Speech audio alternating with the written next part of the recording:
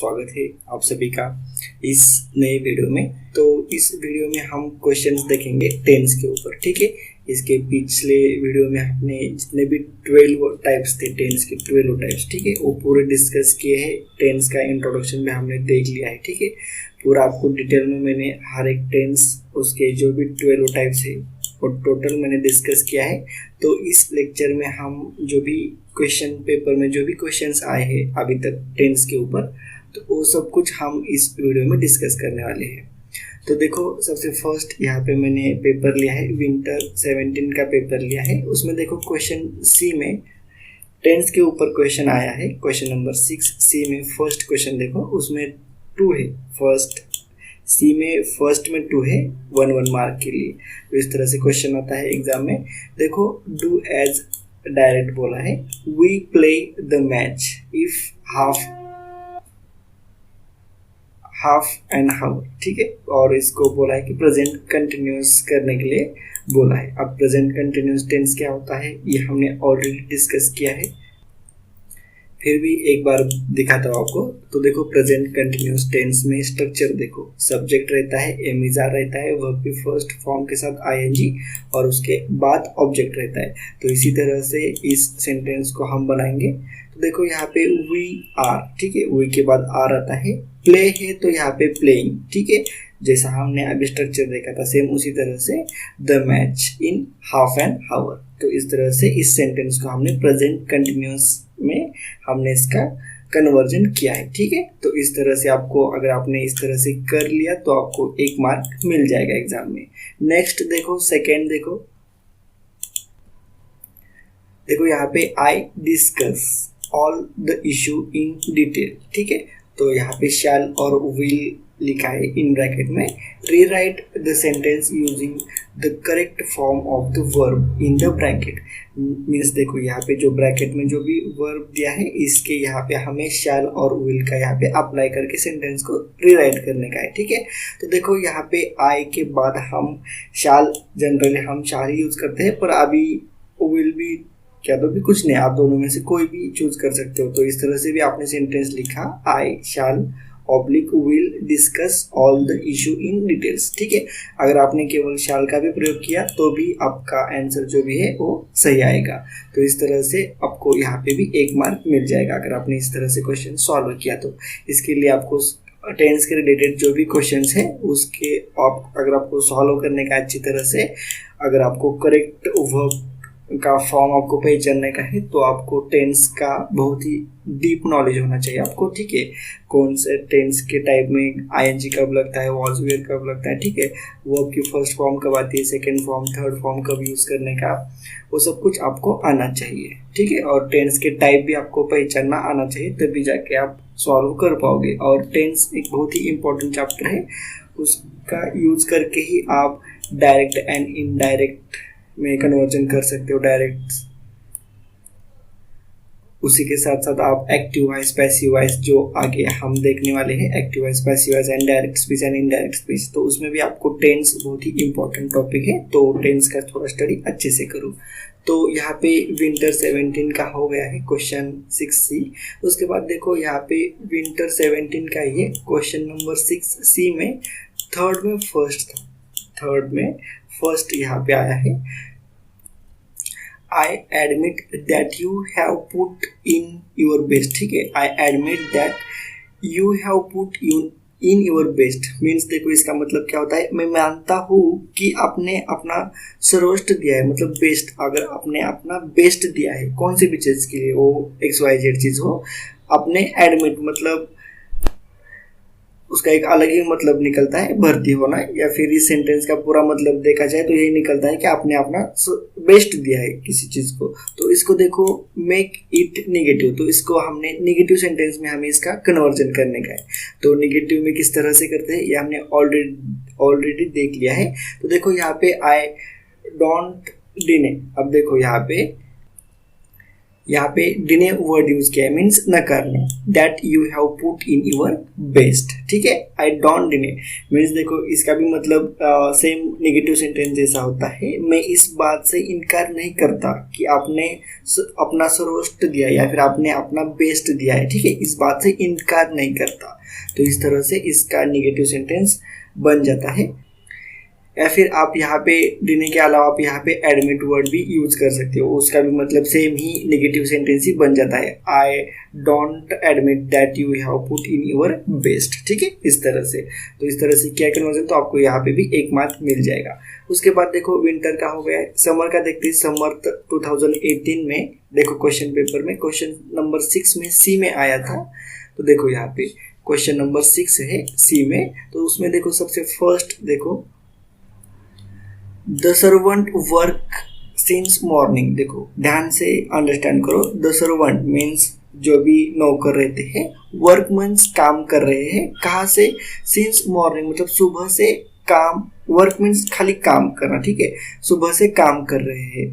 मतलब देखो एक कौन सा टेंस हो गया, पास्ट परफेक्ट कंटिन्यूस टेंस हो गया, मतलब सुबह से काम कर रहे हैं, सुबह से, सिंस टाइम यहाँ पे मेंशन किया है, सुबह से काम कर रहे हैं मतलब काम चालू है, मतलब पास्ट में काम चालू है, ठीक है, और कुछ कंप्लीट भी हुआ है, तो इसलिए पास्ट परफेक्ट कंटिन्यूस टेंस का हम यूज करेंगे। और आपको पास्ट परफेक्ट कंटिन्यूस टेंस का स्ट्रक्चर तो मालूम होगा, हैज बीन और वो को हम आईएनजी लगाते हैं, ठीक है। तो उस तरह से देखो यहाँ पे हमारा सेंटेंस बन जाएगा, the servant has been working since morning, ठीक है। समझ में किस तरह से सॉल्व किया।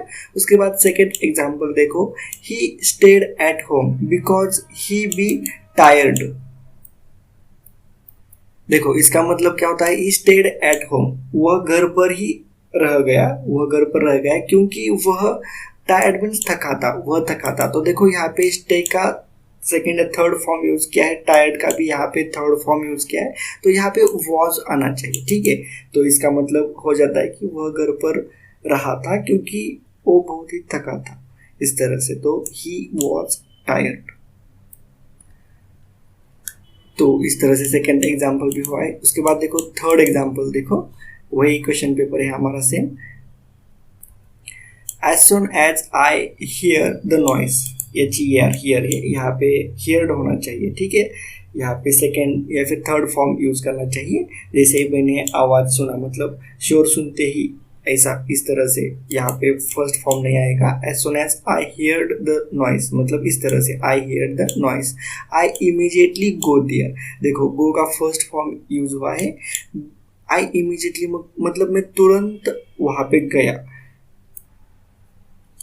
गो मीन्स उधर जाओ ऐसा, तो गया मीन्स वहां पे सेकेंड फॉर्म यूज होना चाहिए वेंट, ठीक है। तो आई इमीडिएटली वेंट देयर। तो इस तरह से इस 2 मार्क के लिए था, इसमें 2 चेंजेस थे, ऐसा कुछ नहीं है, जो भी मार्क रहेगा, जितना भी मार्क रहेगा, अगर आपने सेंटेंस करेक्ट बना दिया तो आपको 2 मार्क्स मिल जाएंगे। As soon as I hear the noise मतलब शोर सुनते ही मैं तुरंत वहां चला गया, ठीक है। तो इस तरह से इसका मतलब निकलता है। तो यहाँ पे थर्ड क्वेश्चन भी हो चुका है, समर 18 क्वेश्चन नंबर 6 सी का। उसके बाद देखो विंटर 18 का, देखो एग्जामिनेशन में क्वेश्चन नंबर 6 सी में फर्स्ट देखो यहाँ पे, देखो यहाँ पे मैरी वॉच, ठीक है, वॉच टेलीविजन नाउ, मतलब वो अभी अभी टेलीविजन, मतलब वो जो भी, मतलब वो मूवी देख रही होगी या फिर सॉन्ग सुन रही होगी, तो फिलहाल के लिए वो कर रही है, मतलब उसका काम जो भी है, टेलीविजन का जो भी काम है वो अभी चल रहा है खाली।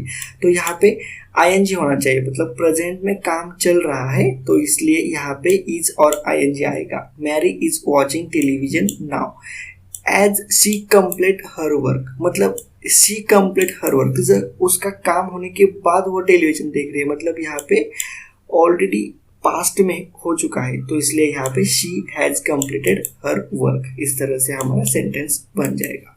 उसके बाद नेक्स्ट एग्जांपल देखो समर 19 का,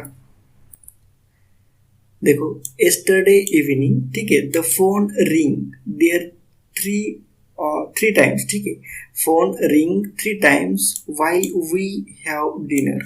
देखो rewrite the sentence using correct form of the verbs in the bracket. तो ब्रैकेट में जो भी दिया है उसको करेक्ट करके हमें लिखने का है। तो देखो येस्टरडे इवनिंग मतलब कल शाम को द फोन रिंग 3 टाइम्स, ठीक है, फोन की घंटी बजी 3 बार घंटी बजी। तो रिंग मतलब ये तो फर्स्ट फॉर्म है, मतलब ऑलरेडी चीज हो चुकी है, तो यहाँ पे वर्ब की जो भी सेकेंड फॉर्म आएगी, रिंग का सेकेंड फॉर्म है रैंग यहाँ पे, ठीक है। तो phone rang 3 times while we, देखो वाइल वी हैव डिनर, मतलब देखो वी हैव डिनर मीन्स हम खाना खा रहे थे तब 3 घंटी बजी फोन का, इसका इस मतलब होता है खाना खा रहे थे मीन्स कंटिन्यू है, पास्ट कंटिन्यूस। तो इस तरह से देखो यहाँ पे वेयर हैविंग डिनर, इस तरह से हमारा सेंटेंस बन जाएगा। Yesterday evening the phone rang 3 times while we were having dinner, ठीक है। सेकेंड एग्जाम्पल देखो, while I do the language course, ठीक है, while I do the language course means देखो while means जब मैंने कौन सा तो लैंग्वेज का कोर्स किया, ठीक है, डू मीन्स करने, ठीक है। तो देखो यहाँ पे हमारा सेंटेंस बन जाएगा मीन्स ये भी पास्ट हो चुका है हमारा ऑलरेडी जब किया था, तो इस तरह से while I was doing the language course हो जाएगा। I meet lots of people, ठीक है, from all over the world। Rewrite the sentence using correct form of the verbs in the bracket, ऐसा बोला है। तो यहाँ पे हमने ऑलरेडी यहाँ पे पास्ट टेंस यूज मतलब पास्ट है, मतलब while I do the language course means I was doing the language course। तो यहाँ पे जो भी हमारा वर्ब है तो इसकी यहाँ पे थर्ड फॉर्म आ जाएगी, और मीट का थर्ड फॉर्म है मीट, ठीक है, MET, डबल ई क्या अलावा ओनली सिंगल ई आता है यहाँ पे। I meet lots of people from all over the world. तो इस तरह से ये क्वेश्चन भी सॉल्व हो जाता है। तो समर 19 का क्वेश्चन नंबर 6C हमने यहाँ पे सॉल्व किया है। उसके बाद देखो विंटर 19 का क्वेश्चन नंबर 6C में देखो यहाँ पे, देखो यहाँ पे ही comes to class on time every day, on time मतलब वो क्लास में हर दिन वो समय से आती है, मतलब कम्स यहाँ पे COMES लगेगा यहाँ पे, comes yesterday but he reach late today, ठीक है, but he reach late today मतलब वो आ गई है आज, वो लेट आई है, मतलब ऑलरेडी हमारा पास्ट टेंस में सेंटेंस जा चुका है। तो यहाँ पे वर्ब की सेकेंड फॉर्म यहाँ पे यूज करना चाहिए, तो यहाँ पे रीच्ड लेट टुडे, ठीक है। तो इस तरह से सेंटेंस बन जाता है। उसके बाद नेक्स्ट एग्जांपल देखो, सेकेंड एग्जांपल देखो यहाँ पे as soon as we see the accident we immediately go there, ठीक है, वर्ब को करेक्ट करके यहाँ पे लिखने का है। देखो as soon as we see the accident मतलब एक्सीडेंट जैसे हमने देखा मतलब पास्ट है, तो यहाँ पे सेकेंड फॉर्म यूज होगी, तो सी की सेकेंड फॉर्म यहाँ पे सॉ, ठीक है। तो इस तरह से हमारा सेंटेंस बन जाएगा as soon as we saw the accident we immediately go का भी यहाँ पे सेकेंड फॉर्म यहाँ पे लेना पड़ेगा वेंट, ठीक है, और थर्ड फॉर्म होता है गो वेंट और गॉन रहता है, ठीक है। तो यहाँ पे सेकेंड फॉर्म आ जाएगी, यहाँ पे भी सेकेंड फॉर्म और यहाँ पे भी सेकेंड फॉर्म। इसी तरह से हमने एक एग्जांपल सॉल्व किया था, अभी सॉल्व किया था, देखो यहाँ पे वेंट, यहाँ पे भी गो का यूज किया है, और हियर यहाँ पे हियर्ड हो जाएगा और यहाँ पे वेंट हो जाएगा, ठीक है। जितने सारे एग्जाम्पल आप सॉल्व करेंगे उतना ही आपको नॉलेज बढ़ जाएगा। तो इस तरह से जो मैंने अभी तक इतने क्वेश्चन खाली 19 तक ही क्वेश्चन पेपर के क्वेश्चंस लिए हैं। अगर इसके आगे मुझे कुछ नए क्वेश्चंस मिल जाते हैं या फिर कुछ डिफिकल्ट लगते हैं तो मैं भी वो इसके आगे लेके वीडियो को एडिट करके आपको प्रोवाइड कर दूंगा। तो इस तरह से ये वीडियो यहाँ पे कंप्लीट हो जाता है। इसके नेक्स्ट लेक्चर में हम एक्टिव एंड पैसिव वॉइस को हम शुरू करेंगे नेक्स्ट लेक्चर से। तो अगर वीडियो अच्छा लगे तो लाइक करो, शेयर करो और चैनल को सब्सक्राइब भी जरूर करने का। तो चलो मिलते हैं नेक्स्ट वीडियो में नेक्स्ट पॉइंट के साथ।